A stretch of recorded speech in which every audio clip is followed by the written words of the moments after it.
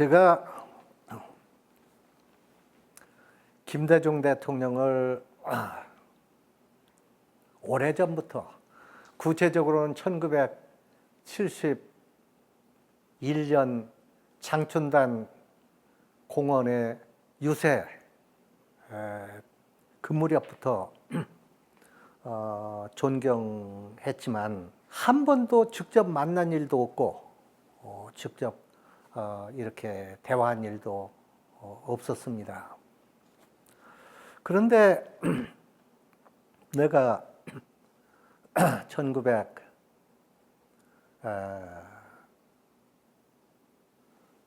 2001년에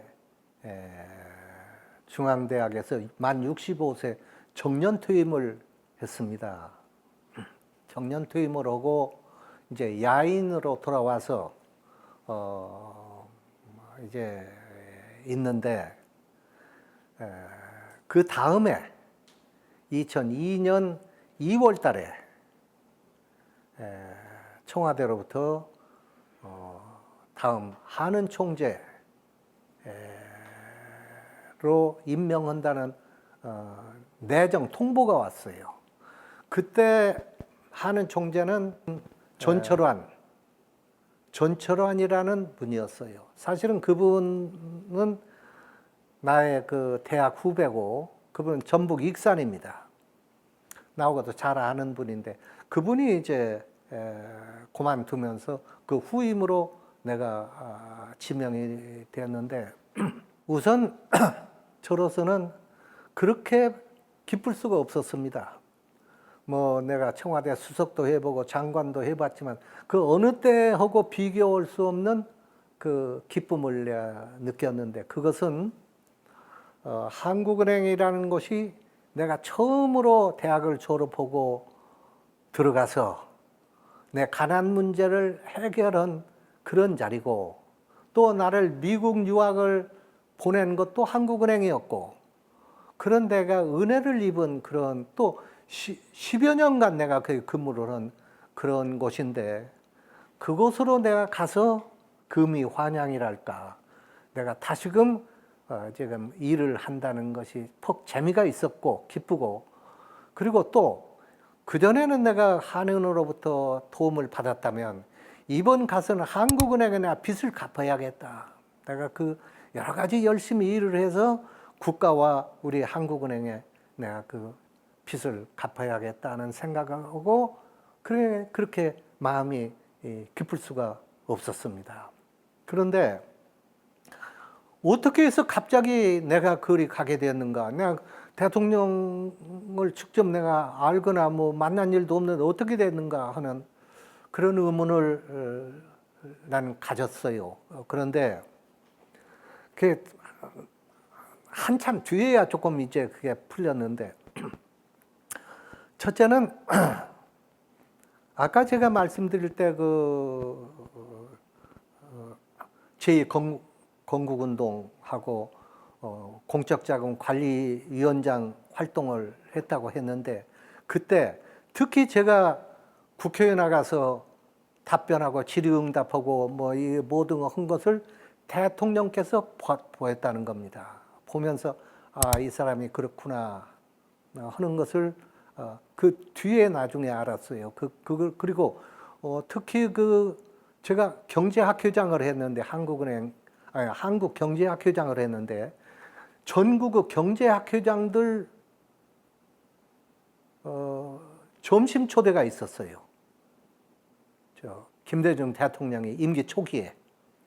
그때 이제 우리나라 학회가 굉장히 많습니다. 뭐 몇십 개 돼요. 근데 그 중에 대표 학회만 했는데, 그 중에 이제 한국경제학회는 크니까. 그러니까 그때 내가 한국경제학회 회장을 했기 때문에 나도 그 참석을 했죠. 그 하면서 돌아가면서 한번 악수를 하고 돌아갔습니다. 왜 그러지 않습니까? 대통령 만날 때는 돌아가면서. 아마 대통령께서는 기억을 잘 못했을 거예요. 그때 나는 이제 대통령을 이제 한번 보고 가고 그랬죠. 그 또 한 가지가 구체적으로 참 에피소드랄까 그런 게 드는데, 그때 내가 교수로서 집필 활동을 왕성하게 할 때였습니다. 총재에서 그만두고 나서. 그 전에도 그랬고 그 후에도 그렇고 방송이나 뭐 이 신문에 참 많이 했어요. 신문에 기고를 안 한 신문이 없을 정도로 많이 했는데, 그 가운데 제가 그때 한국일보에 송현 칼럼이라는 걸 쓰고 있었어요. 그 일주일에 한 번씩 쓰는 칼럼인데, 그 칼럼에 뭐 많이 썼는데 그 중에 어떤 게 있었냐면 인플레 정책을 써라 하는 제목의 칼럼이 있었어요. 그 내용은 돈을 무제한 풀어라. 물가 걱정하지 말아라 하는 게 그 내용이에요. 근데 왜 그랬느냐? 그때 금리가 25%였습니다. 살인적인 금리죠.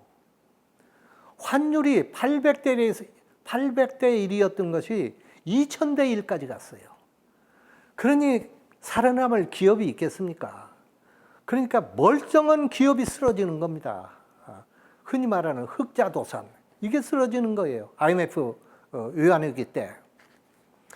그 내가 주장한 것은, 여기서 멀쩡한 기업을 죽여서는 안 된다. 이걸 살려야 한다. 그래서 우선 돈을 풀어서 돈을 공급해라. 그래서 흑자도산을 막자. 그러면 돈이 그렇게 풀리면 물가가 오를 거 아니냐. 저 대답은 물가 물론 오르지만 크게 오르지 않는다. 왜냐하면 불경기이기 때문에, 심각한 불경기이기 때문에 돈을 그렇게 풀어도 물가는 오르지 않는다. 그래서 이 고비가 넘으면 돈을 거두면 된다. 그런 것이 내가 주장한 그 요점입니다. 거기서. 근데 나도 놀란 것은 김대중 대통령께서 신문 사설까지 꼼꼼히 본다는 거예요. 난 시간이 없어서 그러지 않으실 줄 알았어요. 근데 그걸 읽으시고 본인이 이게 참 특이하다. 돈을 무작정 풀으면 그래도 되는 것인가 그러는데 그러라고 그런다. 그래서 그 다음 경제장관 회의에서 대통령께서 장관들에게 그 이야기를 했다는 거예요. 누구라고는 말 안 하고 어떤 교수가 어디에 돈을 무작정 풀어라 이렇게 썼는데 그래도 되는 것입니까? 이게 무슨 뜻입니까? 그렇게 물어서 그걸 가지고 토론을 했다는 거예요. 그 김대중 대통령께서 뒤에도 이야기하지만 그런 토론을 굉장히 즐겨 하십니다. 그래서 거기 그 참석했던 경제장관이, 장관 중에 한 분이 전북 부안의 진념 장관이 내한테 전화를 했어요. 그래서 그걸 말씀하시길래 자기가 이렇게 답변을 했는데 옳습니까? 그렇게 묻더라고요. 그래서 이런 것이 모든 것이 엮어서 결국은 대통령께서 나를 지명한 것이다. 이렇게 판단을 하고 있고요. 한국은행에 이제 총재로 이제 발령을 받고 한국은행에 가서 4년 동안 참 열심히 일했습니다. 그리고 아주 참 보람 있게 했고, 그래서 특히 내가 거기 가서 꼭 해야 되겠다고 생각한 것이 몇 가지 있는데, 하나가 한국은행의 독립성을 강화하는 것입니다. 그때만 해도 한국은행 금리를 정하려면 재경부에서 전화가 와서 이래라 저래라 간섭하고 그랬어요. 이래서 안 되겠다. 그리고 한국은행에서 예산을 하나 쓰려면 전부 재경부 승인을 받아야 돼요. 그래가지고 중앙은행이 되겠습니까? 그래서 이거 고쳐야 되겠다. 근데 그건 성공했습니다. 가서 한국은행법을 고쳤습니다. 고쳐서 지금은 한국은행 부총재가 금융통화위원회 자동으로 되도록 해가지고 정부에서 일체 관여하지 못하도록 하고 예산도 독립을 하고 이제 독자적으로 하고 이런 일을 했어요. 그런데 한 가지 거기 가서 제가 하려고 했는데 못한 게 있습니다. 그것이 화폐 개혁입니다. 흔히 리디노미네이션이라고 해서 들어보셨는지 모르지만 제가 고치려고 한 것은 우리나라 돈이 너무 큽니다. 지폐가 너무 크고 그리고 그 위조가 쉬워요. 그래서 이 화폐를 전부 새로 바꿔야 되겠다 하는 것이 한 가지고, 두 번째는 그때까지 고액권이 없었습니다. 10,000원권밖에 없었어요. 그래서 모두들 10만원권, 20만원권 수표를 넣고 다녔어요. 근데 이 수표라는 거는 3년 동안 은행에 보관을 해야 합니다. 그리고 발행 비용이 비쌉니다. 늘 이거 유통은. 그래서 이걸 빨리 고액권을 발행해야 되겠다. 그래서 5만원권과 10만원권을 발행하는 것이 하나고, 세 번째 화폐 개혁이 뭐냐면 흔히 말하는 화폐 단위 절하입니다. 지금 우리나라는 10원짜리 동전을 안 쓰잖아요. 그러니까 지금 환율도 지금 1300대 1 뭐 이러잖아요. 이런 세 단위 환율은 세계 선진국 치고는 없습니다. 그래서 이거를 1대1로 하려고 했던 겁니다. 그러니까 1000대1로 1000원을 1환으로 이걸 고치는 겁니다. 그래서 전부 이 세 가지를 한꺼번에 해서 리데이까지 정하고 전부 마련을 했는데 그거는 못하고 결국 그때는 이미 노무현 정권이 됐어요. 그래서 노무현 대통령 하에서 그게 안 된다 그래서 지금 한 것은 신권 발행은 했어요. 지금 쓰는 돈은 전부 그때 바꾼 겁니다. 신권 발행은 했고 그 다음에 된 것이 10만 원권은 못하고 5만 원권은 했어요. 5만 원권은 발행은 그때 그래서 된 겁니다. 5만 원권 되고 10만 원권을 하려고 그랬는데 그걸 그때 10만 원권이 김구 선생을 초상화로 했어요. 그런데 이명박 정부 때 그거 안 된다. 이승만 같은 모르지만 안 된다. 그래가지고 아예 그거 안 한다고 그래서 그건 못했어요. 그런데 아무튼 그런 일이 있습니다.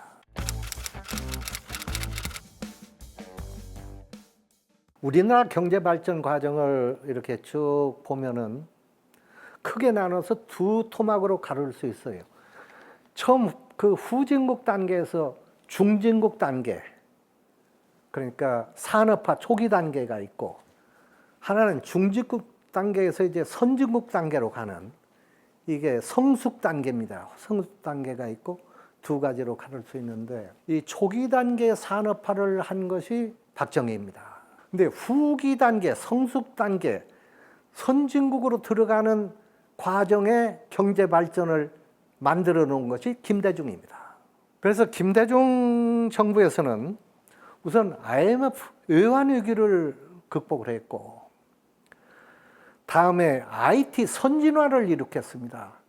지금 우리가 쓰고 있는 인터넷 고속망 있잖아요.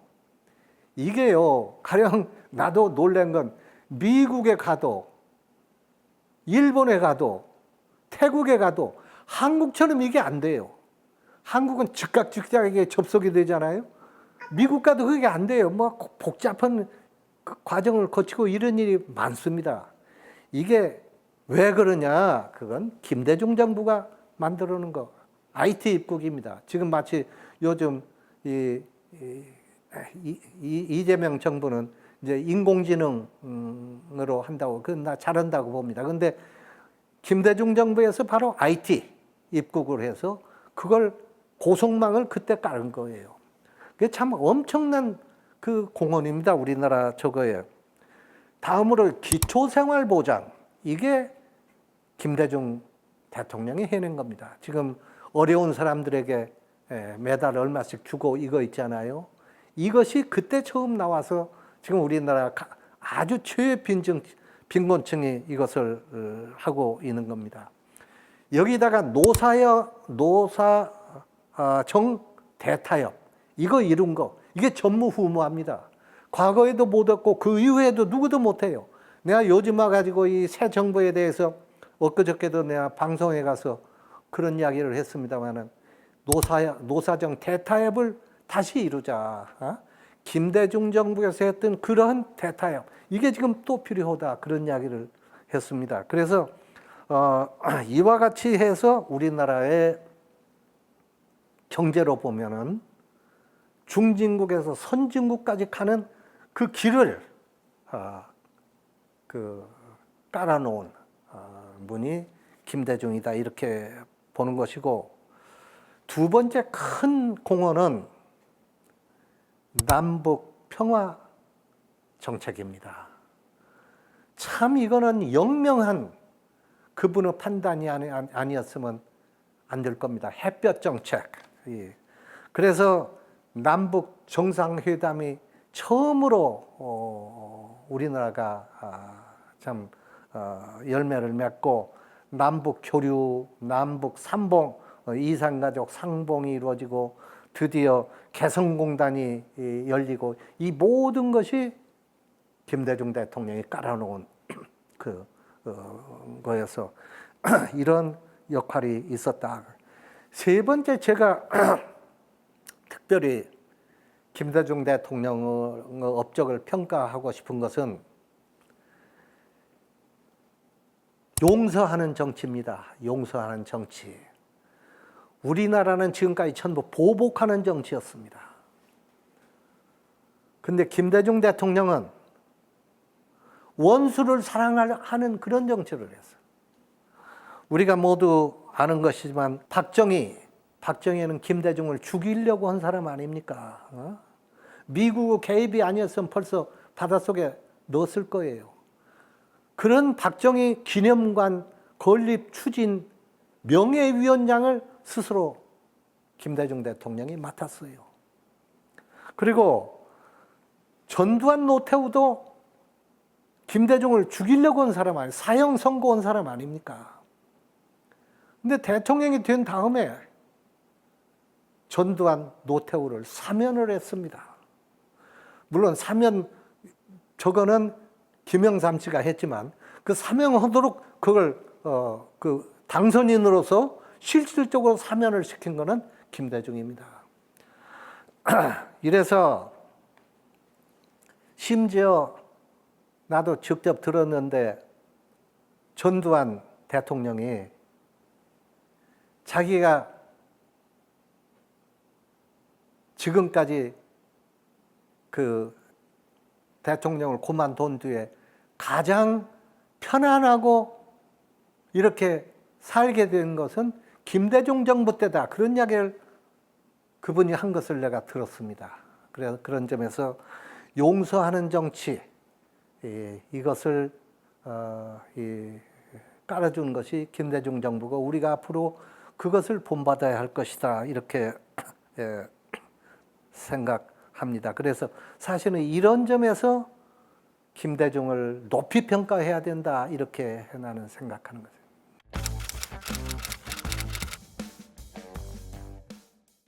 제가 한국은행 총재로 있을 때는 그분이 나를 총재로 임명을 했지만 대통령을 만날 기회가 거의 없었습니다. 더군다나 한국은행은 독립기관이기 때문에 국무회의나 이런 데도 내가 나가지 않고 일부러 대통령을 만날 기회도 없고 그래서 대통령과 가깝게 지낼 수가 없었어요. 그런데 대통령께서 이제 임기를 마치고 동교동으로 가신 뒤에 나는 총재직에 있으면서 자주 대통령을 찾아뵈었습니다. 찾아뵙고 경제 현안을 보고드리고 그러면서 조금 더 가까워졌죠. 그리고 더 가까워진 것은 나도 퇴임한 뒤에 두 사람이 다 야인이 된 뒤에 그때는 동교동 여기에 지금도 있습니다만 김대중 평화센터가 여기 있습니다. 이 평화센터 고문을 김대중 대통령께서 맡으라 해서 제가 고문으로 있으면서 그때부터 지금까지 지금 여기 평화센터 고문을 하고 있는데, 이 고문으로 있으면서 여기에서 평화센터 임원회의가 있을 때마다 하루도 빠짐없이 난 여기 참석을 합니다.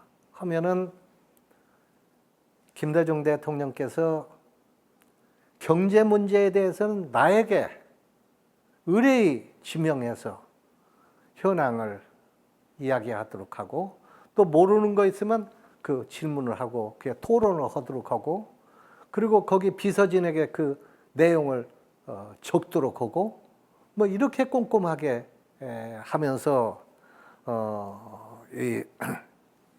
가깝게 지냈는데, 개인적으로 더욱 가깝게 지낸 것은 우리 부부가 김대중 대통령 네 분을 모시고 자리를 같이 하는 그런 일이 많이 있었습니다.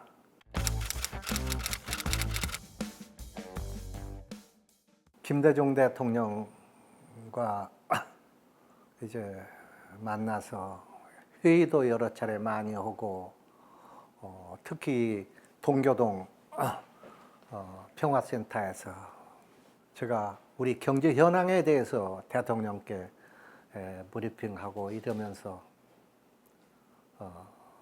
두 가지를 특히 느꼈어요. 하나는 대통령까지 역임하셨으면서도 이 배우려고 하고 탐구하려는 그 자세가 철저하다. 마치 어디 초중등 학교의 모범생처럼 그 이야기를 경청하고 그것을 가지고 의문나는 걸 질문하고 토론하고, 이런 자세가 참 놀라웠습니다. 대개 그 정치인들은 자기 말 하기를 좋아합니다. 대표적인 사례가 전두환 대통령과 윤석열 대통령이라고 난 보는데, 난 물론 뭐 만나거나 그런 일은 없지만 듣건대는 만나면 상대방 말할 기회는 안 주고 자기 할 말만 그냥 해버리는, 그러기가 쉬운데, 이 김대중 대통령은 아주 경청하고 그런 진지하게 모범생 같은 그런 자세가 아주 특이하다, 이런 걸 느꼈고, 두 번째로는 아주 실용주의적인 판단 자세, 모든 판단을 아주 실용적으로 해요. 그래서 김대중 대통령의 유명한 어구에 서생적 문제의식과 상인적 현실 감각이라는 말이 있지 않습니까? 이 상인적 현실 감각과 이 서생적 문제의식을 가장 실천하시는 분이다, 이렇게 생각을 해요. 가령 예를 들면은 사람을 볼 때, 사람을 고를 때 무슨 그 인연이라든가 연고라든가 이런 걸 완전히 떠나서 순수히 효율 중심으로, 실력 중심으로, 능력 중심으로 사람을 선택하고 판단하고 하는 그 아주 그런 자세, 아주 이런 게 투철하다. 그래서 아무리 가까운 사람이라도 말이 안 되는 소리 같으면 딱 잘라버리고. 그래서 이런 자세가 아주 참 돋보였다, 이렇게 말씀드립니다.